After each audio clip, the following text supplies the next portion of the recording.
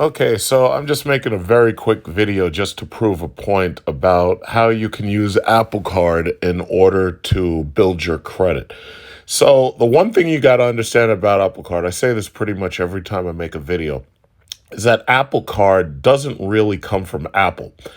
Applecard is a Goldman Sachs MasterCard, which is licensed to have the Apple logo on it.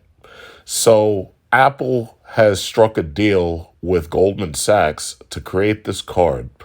And it basically gives you installments and 3% off or whatever they're offering as discounts on their products specifically.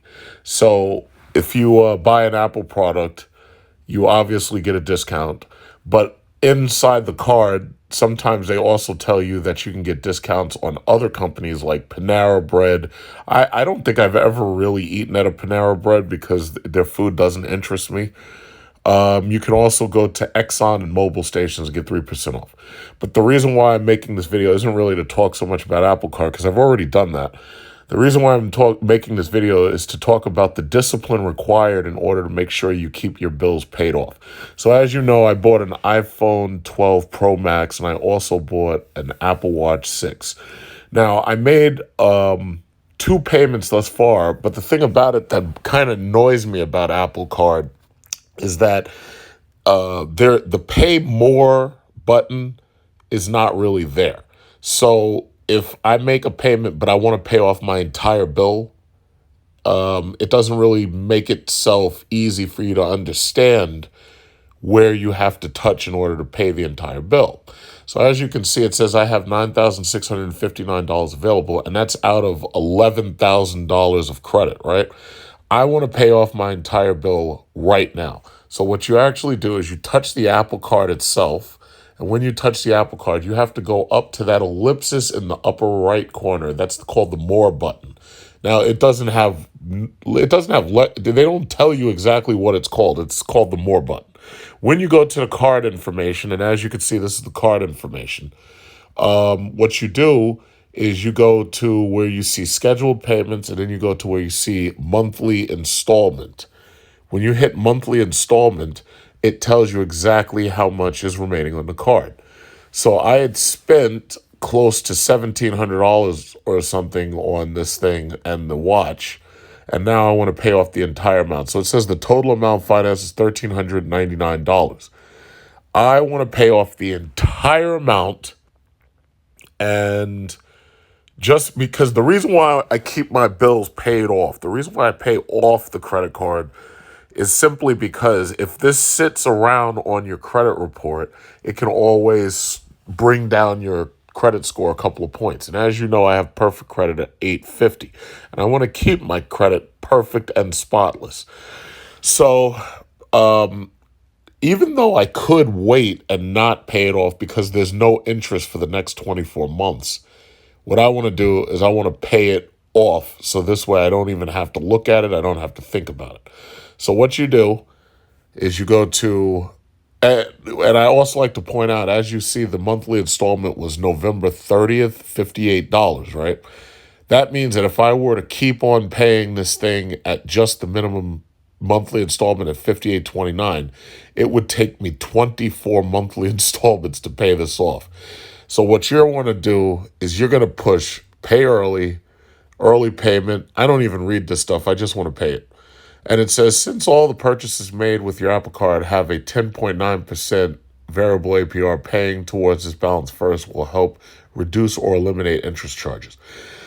One of the things you got to remember about this card, if you buy Apple products and you buy them with any regularity, if you're a student who needs a MacBook or Mac Pro or something, or you need an iPhone, you'll most likely end up getting 0% interest for 12 months or 24 months.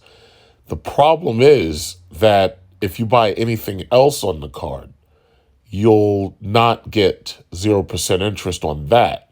So the issue is keeping track of what's on your credit with Apple Card and knowing that you plan on paying no interest whatsoever. And my goal in building my credit was to make sure that I never had to pay interest. That's the important thing, because when you start paying interest, it starts eating away at your extra money. All you wanted to do was use your card to buy whatever it was you wanted to buy. But when you start paying interest, that means that you're losing money.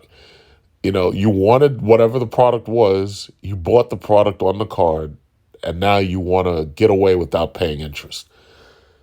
So you hit continue. As you see, Apple gives you a sliding scale that shows you how much you can pay. If I want to make a payment of $500, I just slide the scale and say I want to pay 500. I'm going to pay the entire thing off, because that's my discipline, is to pay the entire thing off. Hit pay now, and then it asks me about my bank account, and I will say pay me now, double click to pay, and voila, Apple Card completely paid. Apple Card payment received. A payment of $1340.71 was applied, and that's it. And I have to say, it takes a lot of discipline. It takes a lot of discipline to pay off your credit card. Now, as you can see, when you go back here, it says the credit limit $11,000, available credit $11,000, APR 10.99.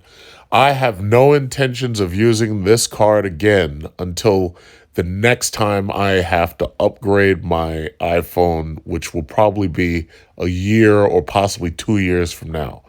And that right there is how you build your credit. You have to have the discipline to pay off your bill. If you don't have the cash, you shouldn't be buying it.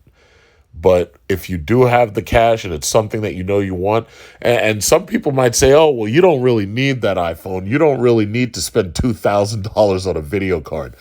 Well, the simple fact is I'm a YouTube content creator. And even right now, I'm using my iPhone to make this video. And whatever money I get from making videos, playing video games on the computer, or talking about iPhone, whatever, all of that pays me back on a monthly basis. So my phone helps pay for itself. My video card helps pay for itself. There's a reason why I buy this stuff like I do. Also, when you hold on to the receipts and you give them to your CPA in February, when you claim all these purchases, video game systems, whatever, those things are technically usable as business purchases, especially this year with coronavirus, when everybody had to run out and buy computers and computer equipment because everybody's working from home. These things are tax write-offs. So if you do it right, a lot of this stuff actually pays for itself.